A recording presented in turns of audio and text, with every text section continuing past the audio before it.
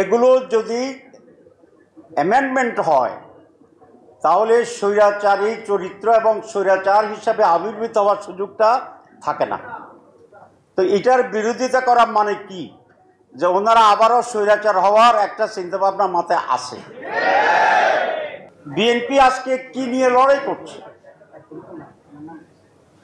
তারা মাসের পর মাস আমাদের সাথে এক হয়ে 31টি দল মিলে আমরা সংস্কারের একটি রিফর্মসের জায়গায় ঐক্যবদ্ধ হয়েছে।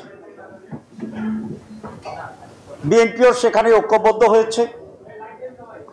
তারা সনদে সিগনেচার করেছে। আমি আর সালাউদ্দিন সাহেব এক সোফায় ছিলাম, দুজনকে এক সোফায় বসাইতো, আপনারা দেখছেন। একসাথেই তো ছিলাম, একসাথেই তো আমরা ঐক্যমত্য হয়েছি। আবার যেদিন সাইন হচ্ছে সেদিনও আমি আর ফখরুল সাহেব একসাথেই ছিলাম, পাশাপাশি আপনারা দেখছেন। এবং সম্ভবত ওনাদের ড্রেসটা আমার চেয়ে বেশি পরিপাটি ছিল, মানে হাসি খুশি ঈদের মতো নতুন ড্রেস পরেই ওনারা সিগনেচার করছেন। এমন না যে ওনাদেরকে কেউ ধরে বাঁধে আনছে জোর করে, ওনাদের চেহারাটা খুব মলিন, সিগনেচার করার সময় কলম কাঁপছে, এটাও দেখিনি। মানে স্বতঃস্ফূর্তভাবে বুঝে শুনে দীর্ঘদিন একমত হয়ে আলোচনা করে ওনাদের স্ট্যান্ডিং কমিটিতে পর্যালোচনা করে ঐক্যমত্যের ভিত্তিতে তারা সেটা সাইন করেছেন।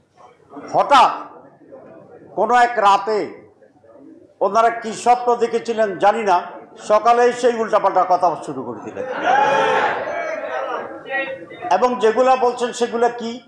এক নম্বর কথা হচ্ছে যে সেখানে রিফর্মসে ছিল প্রধানমন্ত্রী এবং দলের প্রধান একজন হইতে পারবে না, ওনারা নোট অফ ডিসিশন দিয়েছেন।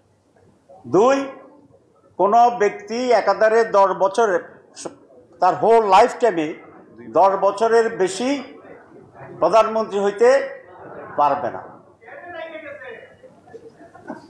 এগুলো যদি অ্যামেন্ডমেন্ট হয় তাহলে স্বৈরাচারী চরিত্র এবং স্বৈরাচার হিসাবে আবির্ভূত হওয়ার সুযোগটা থাকে না। তো এটার বিরোধিতা করা মানে কি, যে ওনারা আবারও স্বৈরাচার হওয়ার একটা চিন্তাভাবনা মাথায় আসে। দীর্ঘদিন ক্ষমতায় থেকে আবার আমরা যেটা বলি ফ্যাসিজমের যে কথা বলি, ফ্যাসিজম কিভাবে তৈরি হয়? ফ্যাসিজম তো আকাশ থেকে পড়ে না। পৃথিবীর কোনো লোক দেখছেন যে হঠাৎ করে আকাশ থেকে একটা ফ্যাসিজম, ওই যে বিমান উপরে ধ্বংস হয়ে গেলে যেরকম ফুটতে থাকে, এরকম ফ্যাসিজম ফুটছে, এরকম কোনো চিত্র সাংবাদিক বাইরে দেখছেন কিনা? ইতিহাসে লেখা আছে কিনা?